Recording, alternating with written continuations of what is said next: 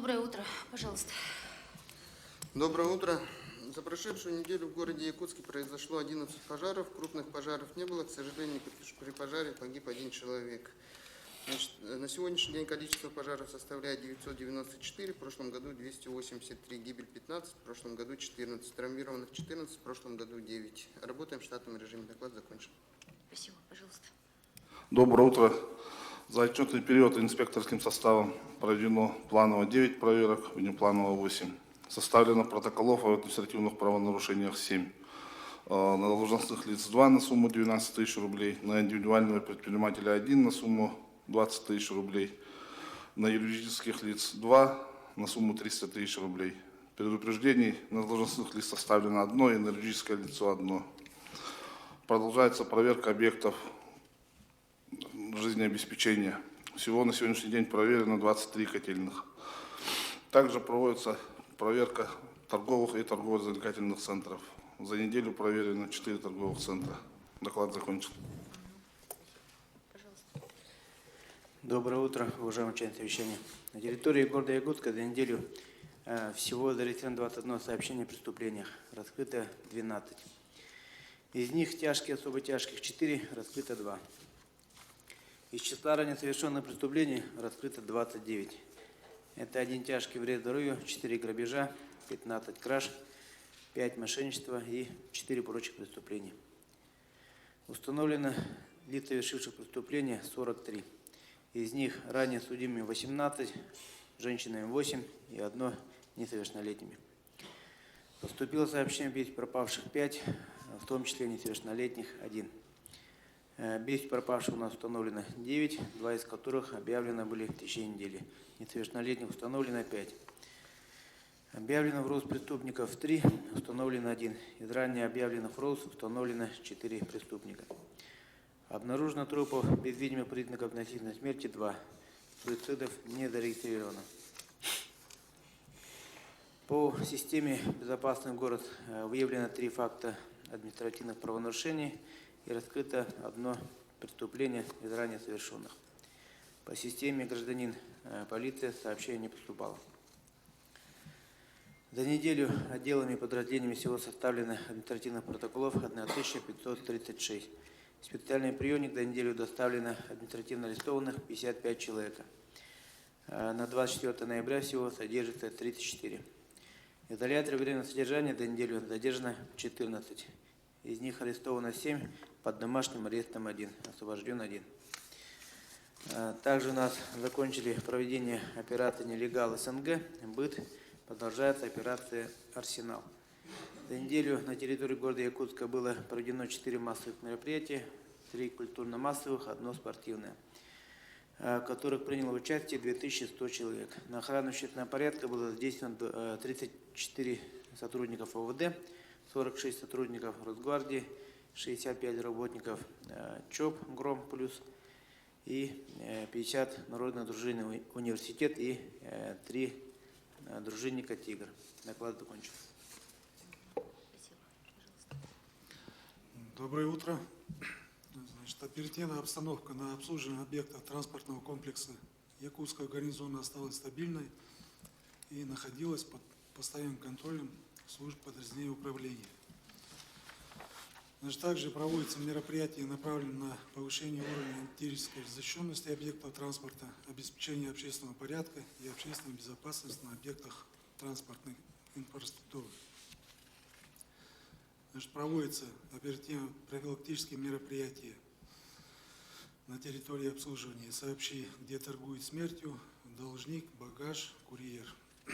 Значит, за истекшую неделю зарегистрировано 8 преступлений, поставлено на учет, то есть все не раскрыты. Значит, выявлено административные правонарушения 120, за нарушение правил поведения на транспорте 6, за нарушение миграционного законодательства 8. Значит, с помощью видеокамер наружного наблюдения выявлено 42 административных правонарушений, наложено 42 тысячи рублей штрафа. По докладу все. Спасибо. Так, пожалуйста. Доброе утро. За прошедшую неделю на территории города Якутска зарегистрированы 3 дорожно-транспортных происшествия, в результате которых пострадали 4 человека. ДТП с материальным ущербом зарегистрировано 37. В целях профилактики ДТП выявлены 1174 правонарушения, из них в отношении нетрезвых водителей 18. На специализированную стоянку доставлено 28 автомобилей. За нарушение требований дорожных знаков привлечено 6 водителей грузовых автомобилей. По выявленным недостаткам по УДС выдано 10 предписаний. По линии технического надзора к ответственности привлечено 4 должностных лица. Доклад окончен.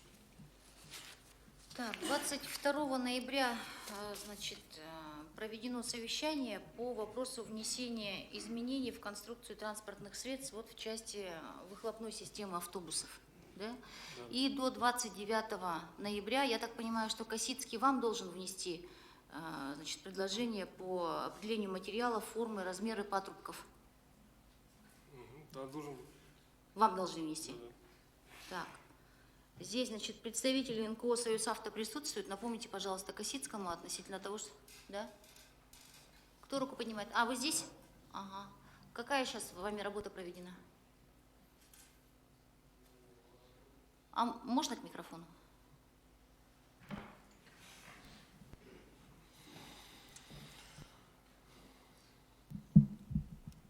Устанавливаем патрубки. В смысле На установлены? Ну, на автобусах, на глушителях устанавливаем патрубки. А вы не должны согласовать это с ГИБДД или согласовали уже? Ну, там как такового согласования же там особо-то не надо, в принципе. Сергей Николаевич, поддерживаете? Да, мы уже обсуждали этот вопрос. Нет, я просто смотрю по протоколу, поэтому спрашиваю. То есть вы ничего не согласовываете, устанавливаете их? Но для того, чтобы установить вот эти короткие патрубки, для этого как бы ну, не нужно никакие изменения вносить из согласования, в принципе. А что как бы мешало это раньше симпл. сделать? Ну, мы каждую зиму вообще это делаем. Так, ну, то есть вы их постоянно устанавливаете? Да. Так, мы с вами же разговаривали о чем? Мы с вами разговаривали о том, чтобы уменьшить количество вот этих выхлопных, которые во время тумана усиливают, ухудшают видимость, скажем так. Это будет влиять или нет?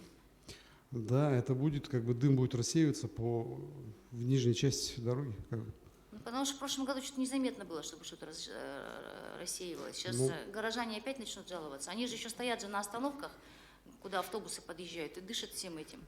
Из-за Нет, этого же ну, все это возникает. такого эффекта не даст, как вот трубу наверх выводить, как бы. Но тем не менее, как бы за автобусом будет просматриваемая зона. Хорошо, зимой посмотрим еще раз. Так, и по утеплению, как сейчас у вас работы проводятся? Ну, все идет в штатном режиме, как бы На утепляется. сегодняшний день сколько процентов подвижного состава у вас утеплено? Не можете сказать? Ну, данную цифру как бы я еще не могу сказать. Ну, да. В течение Сейчас- дня, пожалуйста, тогда проверьте и сообщите мне, хорошо? Хорошо. Так, ладно. Дальше, пожалуйста. Доброе утро. За отчетный период Якутским комитетом проведено 10 проверок, из которых 3 внеплановые и 7 рейдов. В ходе всех проверок выявлено 5 нарушений, передано по подведомственности 3 материала, в Роспотребнадзор 1 материал, Мировой суд 2 материала, это материалы на лишение прав на охоту. Вынесено 1 предупреждение и 1 штраф на 500 рублей. Взыскан также этот штраф на 500 рублей. Кроме того, сообщаю, что 1 декабря будет проведена 3-я акция по раздельному сбору отходов. Акция будет проводиться в 10 часов утра в комплексе «Триумф». Доклад окончен. Так, по раздельному сбору в комплексе «Триумф». Когда? 1 декабря? 1 декабря, да. Со скольки? С 10. С 10. Хорошо. Так, и, значит, сразу мы говорим о том, что у нас 2 квартала готовы приступить в качестве пилотных. Роман Сергеевич, как вы докладывали, это квартал «Прометей» и ТСЖ МЖК, значит, к раздельному сбору мусора. Совершенно верно. С какого времени планируют они приступить? Насколько я помню, с начала декабря.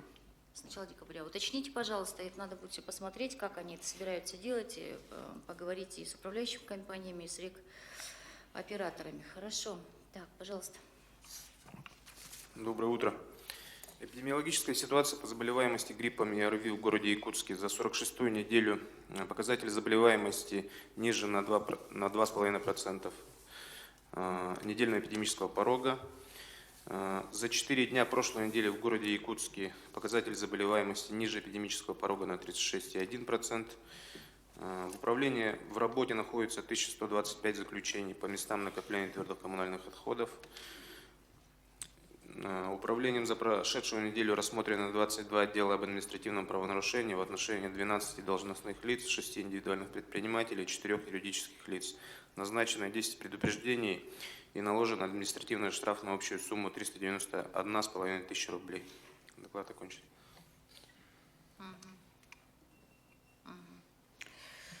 Так, ну, для сведения Роспотребнадзора, вы, наверное, обратили внимание, что у нас сейчас идет полемика с региональным оператором относительно вывоза твердых коммунальных отходов с неблагоустроенного жилого фонда.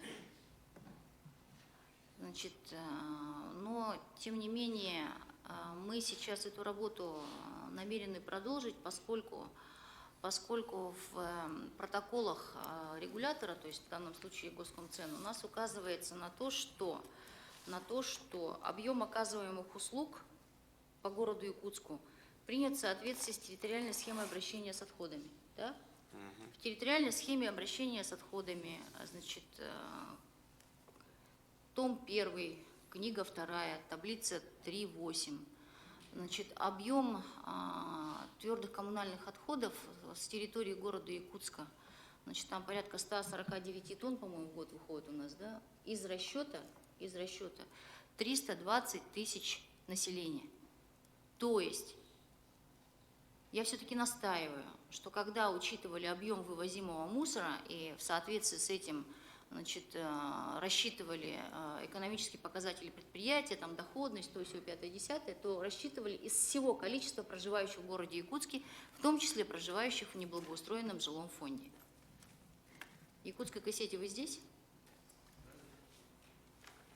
Вот. Поэтому все-таки я настаиваю на том, что вы должны вывозить мусор с неблагоустроенного жилого фонда, поскольку он у вас сидит в расчетах.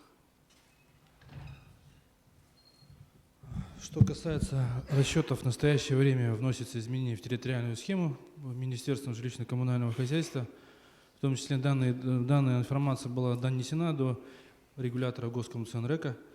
Имеется соответствующее письмо, в том числе с Министерства строительства и жилищно-коммунального хозяйства за подписью министра жилищно-коммунального хозяйства Российской Федерации Чибиса.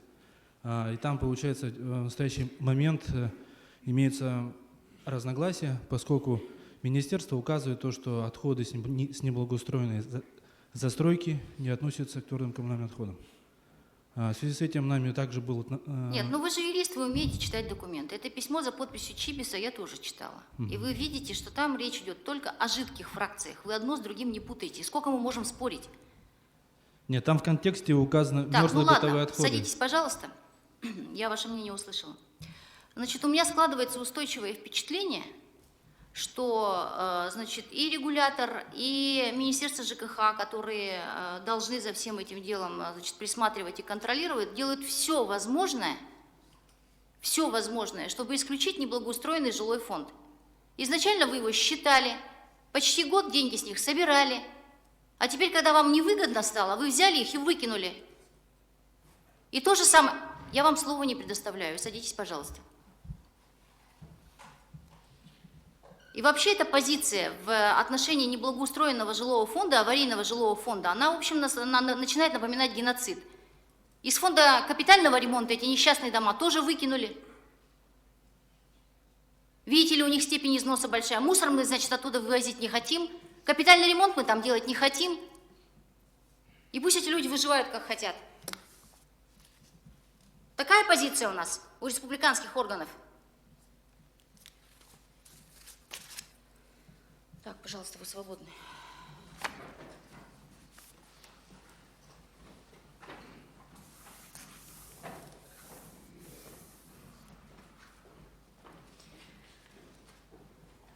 Управление образования.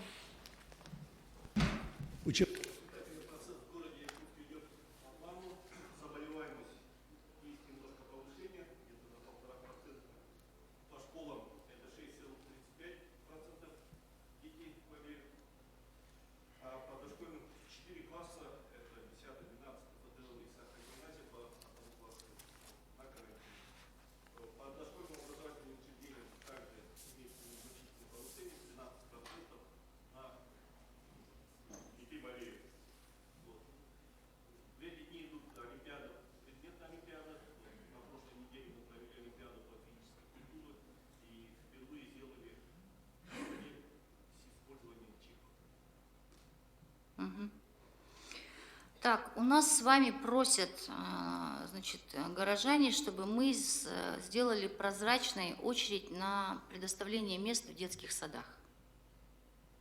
Она у вас есть, она у вас, в принципе, там ни у каких проверяющих органов и так далее никаких нареканий не вызывает, так?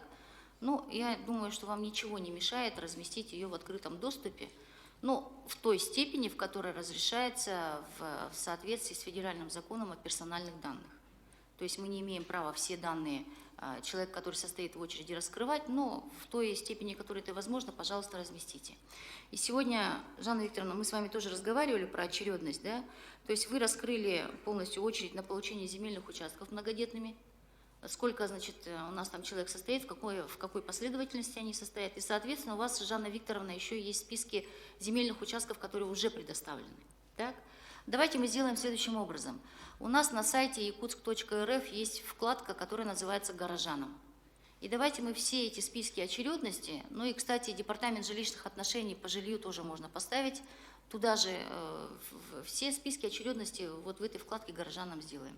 Потому что она у нас размещена по отраслевым органам, и это не очень удобно смотреть. Хорошо, пусть будет все в одной вкладке, и тогда департамент СМИ, пожалуйста, за этим проследите. Спасибо, садитесь. Управление культуры.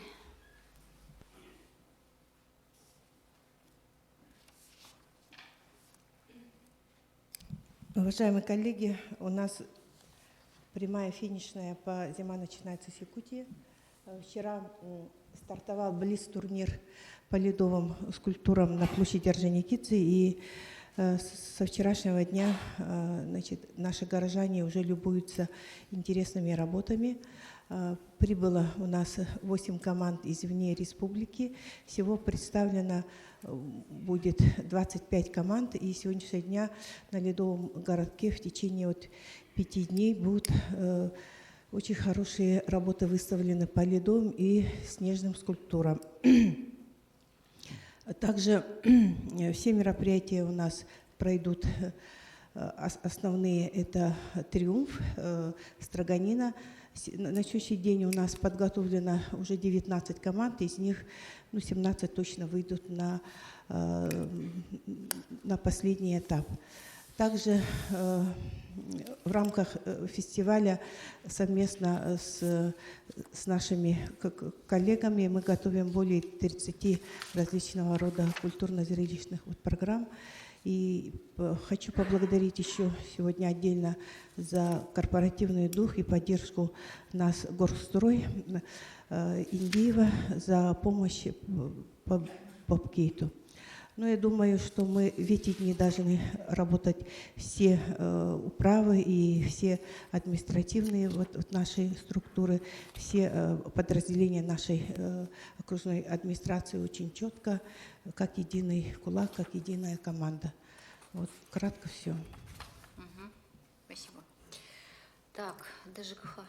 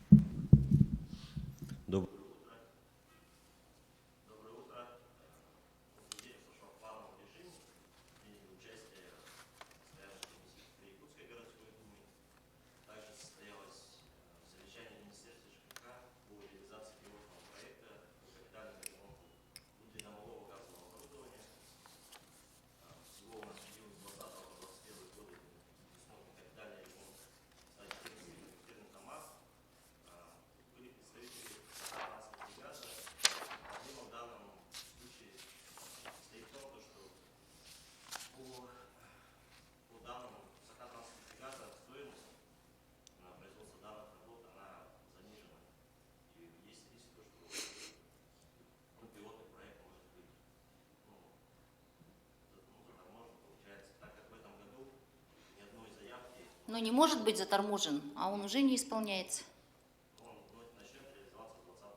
Не начнет он реализоваться в 2020 году. Потому что все хотят, чтобы за это заплатил город Якутск.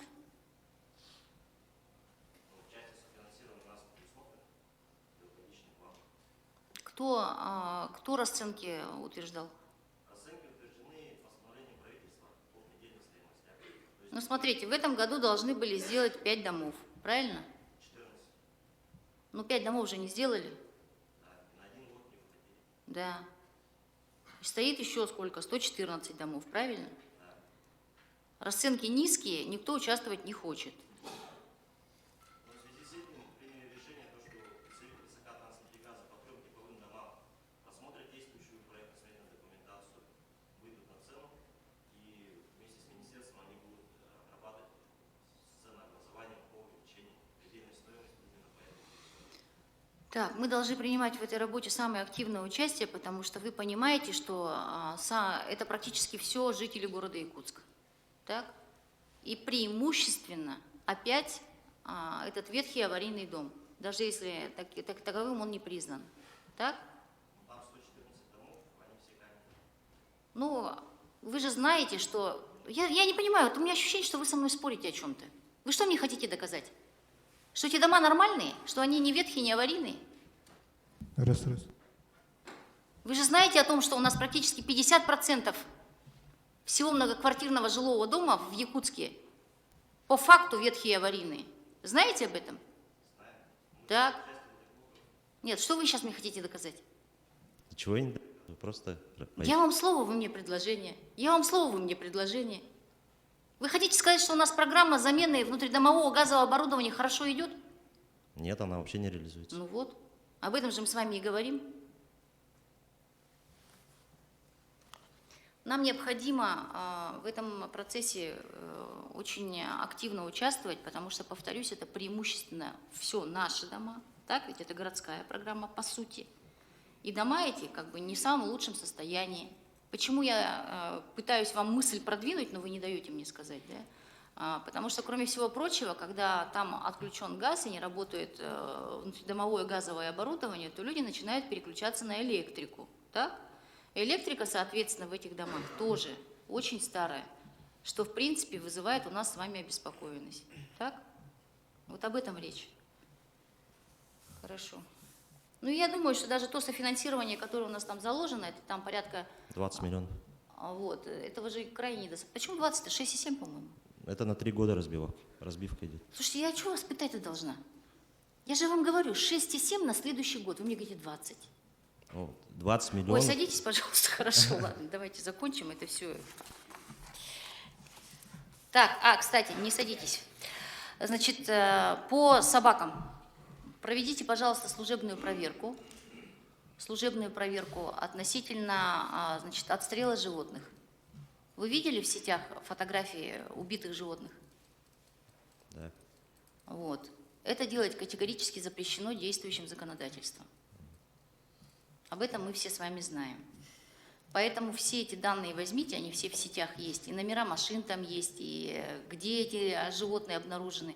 Проведите служебную проверку. Хорошо. Что произошло, почему так произошло, жилкомсервис привлекайте, значит, и все это делаете. Дальше.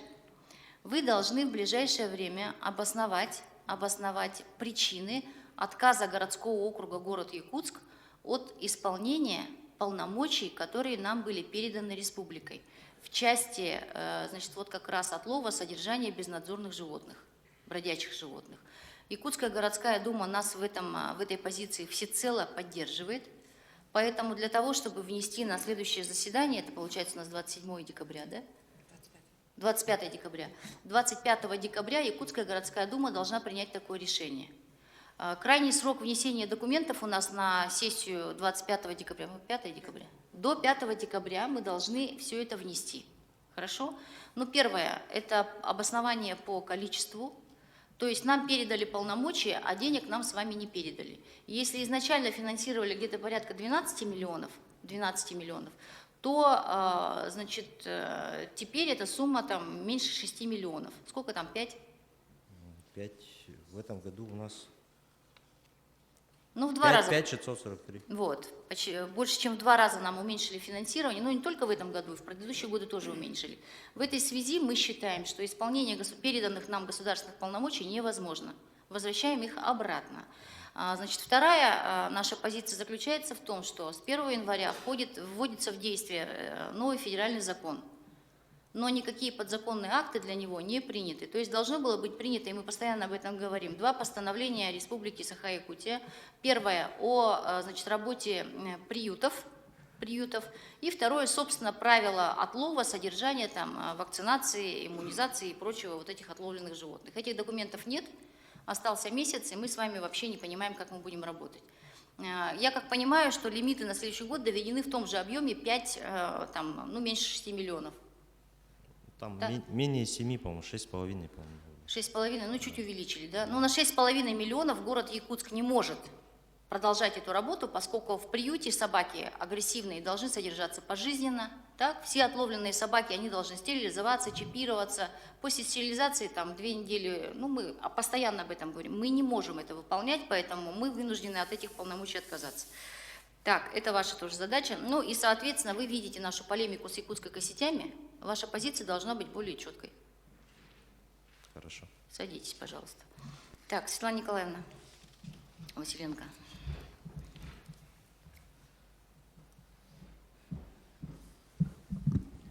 Доброе утро. Департаментом проводится работа по подготовке к фестивалю «Зима начинается с Якутии». Фестиваль предусматривает гастрономический конкурс «Это вкус Якутии» и «Путешествие за вкусом». Также идет подготовка к форуму «Умный город». 21 числа у нас открылась теплая автобусная остановка на 3-й поликлинике. Исполнение по маршрутам, движение маршрутов 91,3%, ДТП 0. Возобновлено движение маршрутных автобусов 3 и 14 по улице Пилотов. Ну, вкратце все. Ага. Проводится проверка еще у нас, рейдовые мероприятия по торговым объектам. Так, значит, мы с вами должны объявить на этой неделе конкурс на замещение вакантной должности начальника отдела организации и контроля, значит, транспортной деятельности. Значит, Надежда Николаевна, подготовили вы, да, требования квалификационные и прочее? Подготовили. Значит, тогда окончательно со Светланой Николаевной и с Евгением Николаевичем утвердите и давайте подавать объявление. Все желающие, имеющие должную квалификацию, образование, могут принять участие. Так, и, соответственно, тогда будет продолжена работа по оптимизации автобусных маршрутов, по работе с конечными остановками, надо продолжать с теплыми остановками, недостаточно совершенно. Далее, мы с вами говорим о том, что вот на совещании, когда мы встречались с предпринимателями, которые осуществляют пассажирские перевозки, значит, была озвучена информация, что остановка в Табаге в течение месяца будет продлена еще на 1 остановку. Так, Виктория Константиновна? Но дело в том, что, здравствуйте, я не знаю, откуда эта информация про 1 месяц, да, у нас выездное совещание, когда было, про сроки мы там не говорили. Мы только говорили о том, что необходимо сделать, да, чтобы была возможность продлить маршрут. Ну, это было, да, вы не присутствовали на этой встрече, вот мы с бригадирами маршрутов встречались, и там было сказано, что, значит, автобус в Табаге в ближайшее время будет там в течение месяца продлен. Какого числа у нас было это совещание, товарищи?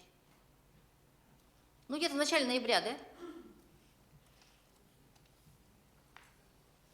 Какая-то общегородская амнезия совершенно. Никто ничего не помнит. Так, ну ладно, протоколы поднимем, посмотрим. Имейте в виду. И следующее. Реестр торговых организаций. У нас есть нормативный документ, который, значит, подсказывает нам, как вести этот реестр, кто отвечает, какие сроки. Реестр торговых организаций ведет Министерство экономики, это их полномочия, и у нас ведется список торговых объектов, которые… Список? Да, он есть у нас. Но он же не актуальный. Список составляется на основании данных, которые проводят, обновляют 2 раза в год наши округа. Управы? Да, по инвентаризации управ он актуализируется. Когда последний раз инвентаризацию делали? Они должны в декабре дать нам информацию. А вы знаете о том, что вы в окончательно. декабре должны дать обновленную информацию? Ну, хоть. Да. Так, значит, и совместно с управлением муниципального контроля проверьте, пожалуйста, ларьки в районе домов Каландрашвили 25. Вы видели там автобусная остановка в каком состоянии, да? Да, да, да. Она зажата между двумя киосками. Там надо спуститься, подняться, и, в общем, там и шиномонтаж у вас, и все на свете. Хорошо, хорошо. Так, ладно, садитесь. Наталья Романовна, пожалуйста. Доброе утро, коллеги. В прошедшую неделю проведены последние комиссии по малым соцконтрактам. Это оказание материальной помощи многодетным семьям, одиноким и семьям с детьми-инвалидами. Провели совещание с руководителями частных дошкольных образовательных учреждений. В основном поднимались вопросы по субсидированию присмотра и ухода за детьми от 1,5 до 3 лет. Положение Министерства образования и науки Республики в настоящее время находится только на согласовании. Так, на согласование мы передали руководителям соглашение на 2020 год, в которое они должны вносить свои определенные предложения. Так, и внесли вопрос о награждении работников частных дошкольных образовательных учреждений, чтобы рассматривали наравне со всеми работниками образовательных организаций на территории городского округа город Якутск. Так, по развитию сети в Мархе частных дошкольных образовательных организаций в настоящее время функционирует 2 частных детских сада. Это «Маленькая страна» на 70 мест и «Умник» на 109 детей. И в следующем году, в 2020-м, «Умник» планирует расширение еще на 80 мест. Объект они уже нашли, вернее, здание. Так, в настоящее время уже началось формирование базы данных выпускников 9 и 11 классов. Предварительные сроки сдачи государственной итоговой аттестации уже практически известны. Так, ну и в таком плане работаем. У меня вкратце все. Спасибо. Пожалуйста, Евгений Николаевич. Доброе утро, уважаемые коллеги. На прошлой неделе мы в составе начальника управления дорог и директора главстроя принимали участие в конференции организации дорожного движения Российской Федерации, это в рамках транспортной недели в городе Москве. Также провели встречу с представителями Росдурнии по вопросам реализации БКАДа. Острые вопросы наши были озвучены, получены ряд рекомендаций по пути выхода из сложившейся ситуации. Это что касаемо БКАДа. Также мной проведены встречи совместно с депутатом Государственной Думы Федотом Семеновичем Тумосовым, с заместителем руководителя фонда реформации ЖКХ по вопросу реновации наших многоквартирных домов, которые не признаны аварийными, но таковыми являются по сути.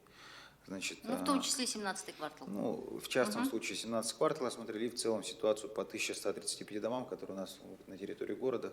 Значит, обозначил проблему, посмотрели пути решения, в том числе в рамках изменений законодательства по фонду, которое должно вступиться, и там в том числе инструмент 25% по компенсации ДРЗТ в рамках фонда.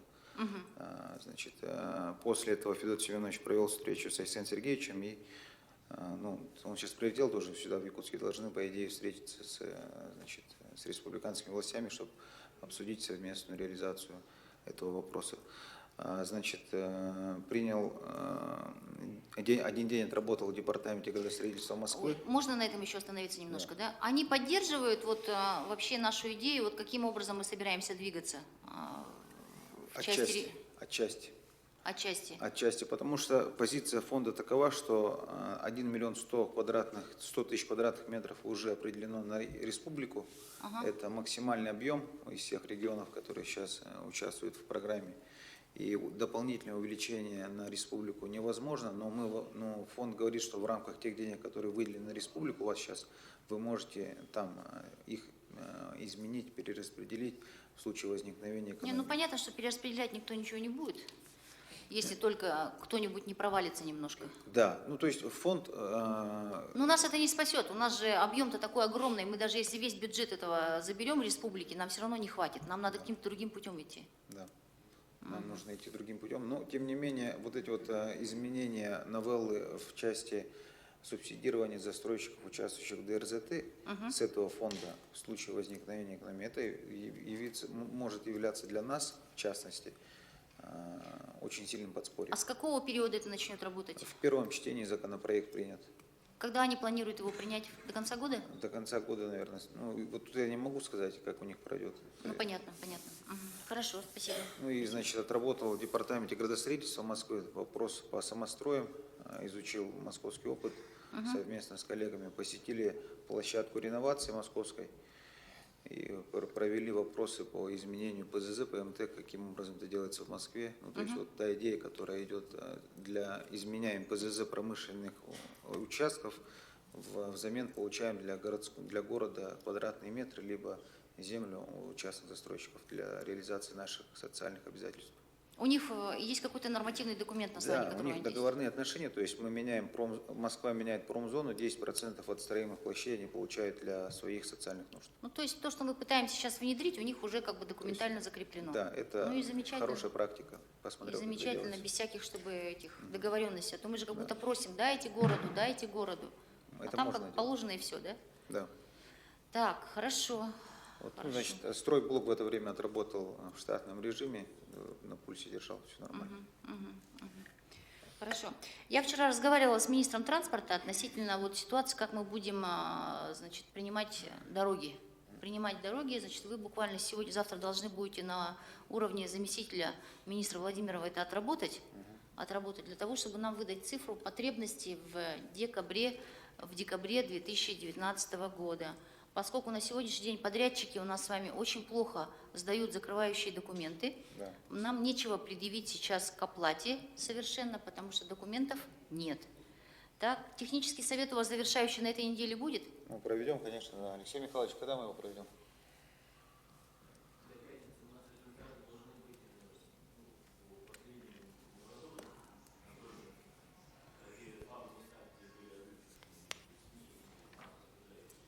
Ну, предварительно надо сказать, что из 5 кернов, которые взяли на перекрестке Ларионова, Сорона, Малона, один опять развалился. Ну, это уже как бы... По остальным объектам, значит, особых там таких критичных проблем нет, все пойдет в рамках гарантийных обязательств.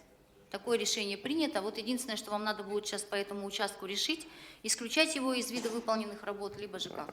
Ну, вот в этом вопросе нам очень хорошую консультацию в Росдурне и дали, что делать. То есть есть путь, мы знаем, что делать. Хорошо, спасибо. Роман Сергеевич. Доброе И утро. Евгений Николаевич, еще раз, пожалуйста, в протокол впишите, чтобы мы не забыли. Проезд к дому Рыдзинского, 24/2. Огромный 9-этажный дом, 3 подъезда, 80 с лишним квартир. При застройке не учли, значит, проезд к этому дому, и в результате строительный округ, Савва Анатольевич, ваш же, да? И в результате к дому оставили одну узенькую дорожку, они ни такси не могут вызвать, ни заехать, ни выехать. Поэтому, значит, себе тоже, Савва Анатольевич, на контроль бери и инициируй это дело, чтобы не забылось нигде. Роман Сергеевич, пожалуйста. Доброе утро. На прошлой неделе проходил видеоконференц-связь с Министерством энергетики Российской Федерации с участием Росгидро. Рассматривался один из вопросов по созданию единой теплоснабжающей организации и разные варианты. Также по итогам данного видеоконференц-связи состоялось совещание у первого заместителя председателя правительства Ководезникова Алексея Засимовича. Дано поручение в адрес комитету по ценовой политике республики рассчитать экономику, и на основании данных уже будет дальнейшие какие-то приниматься решения. Что еще раз? Дано поручение Госкомцен рассмотреть экономическую составляющую создания схемы по единой теплоснабжающей организации на территории города. По итогам ее, соответственно, будут приняты определенные решения. Также на сегодняшний день запланирована встреча с жителями сгоревшего многоквартирного жилого дома в селе Маган по улице Кухта, дом 15. Вкратце все. Так, ну и обратите внимание на информацию Сазонова якутской кассете, что они собираются сейчас схему менять, исключать оттуда неблагоустроенный жилой фонд. Мы готовим определенные письма со своим видением по данной Да, мне кажется, ситуации. уже не письма, уже надо обращаться. Потому что в целях защиты неопределенного круга лиц, или в данном случае определенного жителя неблагоустроенного фонда, я полагаю, что нам необходимо обращаться в надзорные органы. Хорошо, отработаем. Павел Николаевич, пожалуйста. Доброе утро, коллеги. У нас наступившая неделя очень напряженная для всех нас, да, с учетом того, что у нас, как уже было сказано, у нас начались мероприятия по фестивалю «Зима начинается в Якутии». Кроме того, на этой неделе у нас в Якутске проводится совет губернаторов Дальневосточного федерального округа. У нас проводится форум «Умный город», Дальневосточный форум. Кроме того, у нас по инициативе нашего управления закупок проводится научно-практическая конференция по вопросам совершенствования закупочной деятельности. Поэтому я призываю всех коллег активно участвовать во всех этих мероприятиях, в особенности, что касается Дальневосточного форума «Умный город», который у нас пройдет 27-28 ноября. 27 числа это панельная сессия. Тут в основном пойдет разговор в целом о комфортной среде и в вопросах строительства умного города на Дальневосточном федеральном округе. А второй день, 28 ноября, это сессионная часть. У нас она будет проходить в смарт-библиотеке города Якутска, и частично мы задействуем помещение детской школы искусств. В целом, задача этого форума – это повышение комфортности условий проживания в городе Якутске, эффективности управления городским хозяйством и привлеченность населения в управление городом. Соответственно, я полагаю, что все структурные подразделения, руководители, специалисты, кроме того, руководители наших подведомственных учреждений, ваше участие в данном форуме обязательно. Кроме того, мне кажется, что участие наших руководителей и ресурсоснабжающих организаций тоже крайне важна будет. Я думаю, что оргуправление сегодня доведет до вас, до всех, сколько, чего, в каких мероприятиях нам требуется ваше участие, и мы вместе с вами соорганизуемся. По состоянию на сегодня в целом зарегистрированных участников мероприятия более 220, в том числе более 100 это по умному городу. У меня все. Спасибо. Максим Макарович. Доброе утро, Светлана Владимировна, уважаемые коллеги.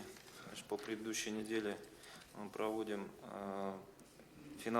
рассмотрение балансовой комиссии финансово-хозяйственной деятельности. Было рассмотрено эхостолицы, поликлиника профосмотров и теплоэнергия. По эхостолице основной вопрос – это изменение организационно-правовой формы. Данное соответствующее поручение – этот вопрос продумать. Также было совещание по организации весового контроля въездного по крупнотоннажному транспорту. Ждем предложений по местам размещения. Основная проблема – то, что надо с правой стороны при въезде в город.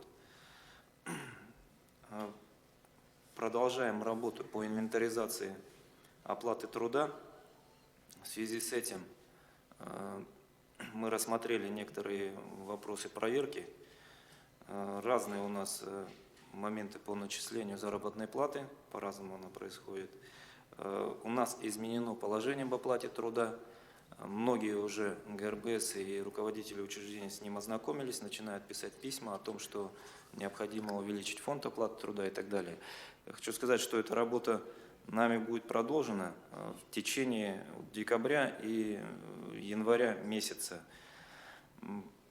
На сегодняшний день просьба ко всем руководителям учреждений, ГРБСам выдать уведомление персоналу о том, что система оплаты труда, уровень оплаты труда может измениться. Ну, измениться это в сторону увеличения, а также в сторону уменьшения. части там, где различные доплаты выстроены. Такое поручение дано Управлению кадров и Единого кадрового центра. Вы на днях, в ближайшее время получите это поручение для исполнения. Просьба в течение 2 недель отработать, чтобы у нас с 1 марта все-таки персонал получал зарплату в соответствии с новыми положениями. И также нам придется отработать вопросы комиссии, которая рассматривает численность и фонд оплаты труда. Нам предстоит провести работу по защите фонда оплаты труда на 2020 год совместно. Максим Макарович, ну я полагаю, надо пояснить всем, почему принято решение, значит, предупреждать людей и в том числе о возможном сокращении заработной платы, уменьшении заработной платы, чтобы не было тут всеобщей паники. Поясните. На примере некоторых организаций мы выявили, что существуют доплаты различного плана, которые в том числе не предусмотрены новым положением. В новом положении есть пункты о индивидуальных надбавках, которые рассматриваются руководителем, но это все должно производиться в пределах фонда оплаты труда. Не должно быть надбавок, которые в целом увеличивают фонд оплаты труда. Поэтому мы с вами проведем взаимную работу по защите фонда оплаты труда и посмотрим ваше положение. Ну, пока перекосы выявлены у нас в централизованной бухгалтерии управления образования, так? Значит, в муниципальном учреждении управления культуры, агентство управления культуры и в управлении ГО и ЧС. Так? Но это пока то, что вот на слуху, поэтому проверяться будут все остальные. Также была проведена встреча по лесохозяйственному регламенту совместно с Министерством охраны природы. Данное поручение управлению архитектуры активизировать ту работу, которую они ведут по недопущению изменений зоны Л1 на территории городского округа. У нас зачастую бывает, что люди пользуются возможностью изменить зону с Л1 на Ж2 и тем самым выбирают земельные участки. На это нужно провести мероприятие по ограничению таких возможностей. У меня все. Так, просьба, Максим Макарович, провести в ближайшее время совещание совместно с налоговой инспекцией по городу Якутску для того, чтобы определить на 2020 год механизм, значит, определения индивидуальных жилищных строений, которые используются для ведения предпринимательской деятельности. Ну, вы знаете, что сейчас, пониженная земельная ставка 0,3, она к ним не будет применяться. И все ИЖС, которые используются для ведения предпринимательской деятельности, должны перейти на прочие, то есть 1,5% значит, ставки земельного налога, так? Да, абсолютно. Да, и нам главное сейчас не пропустить сроки, когда налоговая начнет формировать налоговые уведомления за определенный период, поэтому надо с ними синхронизироваться. И что от нас потребуется, чтобы они могли выставлять уже налоговые уведомления по повышенной ставке. Доброе утро. На прошлой неделе завершилась вся подготовительная работа к заседанию сессии.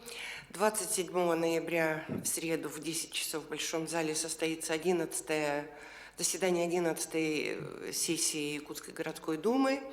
Соответственно, сегодня в 15 часов заседание Президиума Якутской городской думы, поэтому всех, кто приглашен, кто отвечает за все эти вопросы, просим подойти. 22 вопроса вынесены на сессию, все вопросы, которые, вот, скажем, заявила окружная администрация. Завтра у нас с Арной Владимировной встреча с вами, депутатского корпуса. Ну и хочется пожелать хорошей работы сессии, чтобы в первом чтении бюджет был принят, наш основной документ, по которому работать нам и в следующем году, и в ближайшие 2021-2022 годы. Так, коллеги, значит, у нас с вами неделя эта будет очень напряженной. Во-первых, Дальневосточный форум «Умный город». Ожидается огромное количество гостей в городе, значит, в том числе первые лица субъектов, это губернаторы, заместитель председателя правительства Российской Федерации, значит, представитель президента по Дальневосточному федеральному округу Трутнев, значит, руководители дальневосточных городов, Поэтому по программе Дальневосточного форума, значит, надо будет как следует еще раз посмотреть, последним взглядом окинуть, что мы там не доработали. Ну и просьба, конечно, как везде происходит, к приезду гостей надо как следует прибраться. Так, 27 ноября сессия Якутской городской думы. Мы будем принимать основной финансовый документ городского округа города Якутск, бюджет города Якутска, значит, на 20, 21, 22 плановые годы. Значит, и просьба ГРБС всем как следует подготовиться, чтобы все ваши цифры, все ваши, значит, программные мероприятия, непрограммные мероприятия, чтобы вы имели возможность и могли все свои цифры озвучить и доказать. И, как вы услышали из информации начальника управления культуры, начинаются первые мероприятия фестиваля «Зима», начинается, значит, в Якутии, вот в части проведения гастрономического фестиваля «Вкус Якутии». И поэтому, конечно, просьба управам людям объяснить, рассказать, информировать, для того, чтобы все могли, пока еще немножко тепло, не так холодно, можно было бы и детей сводить, показать, и самим отдохнуть, посмотреть. Ну, это как бы всегда вызывает очень большой интерес у жителей нашего города. Поэтому большая просьба. Ну и понятно, мы находимся с вами в отопительном сезоне. Просьба вот за теплоносителями присматривать как следует, для того, чтобы не было никаких чрезвычайных ситуаций. И по деревянному жилому фонду тоже просьба, значит, совместно с надзорными органами еще раз людей обойти, пояснить относительно пожарной безопасности, потому что увеличивается использование обогревателей и так далее, дает нагрузку на старые сети и, конечно, пожароопасный сезон. Спасибо. Удачной недели.